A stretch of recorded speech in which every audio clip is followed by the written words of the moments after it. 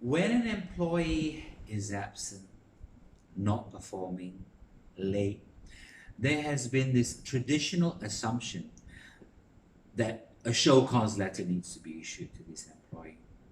Our law actually requires that we show fairness and meet the second guideline of burden of proof.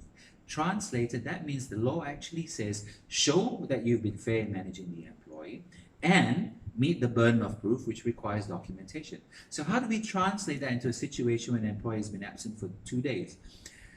In many companies today, because of uncertainty about where is human resources role, where is the employee's role, where is the direct manager's role, a lot of confusion happens, and often no documentation is in place.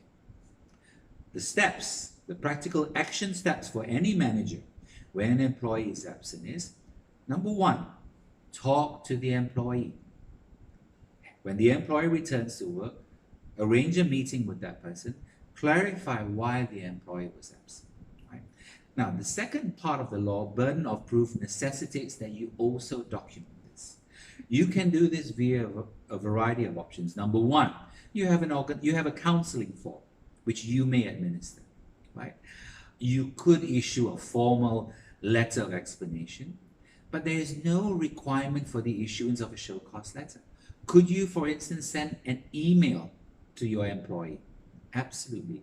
Remember, our industrial courts are a court of equity, which means they don't abide by highly legalistic principles. There is no absolute necessity to label your letter, for instance, as a show cause letter. Could you send an explanation email to your employee? Sure.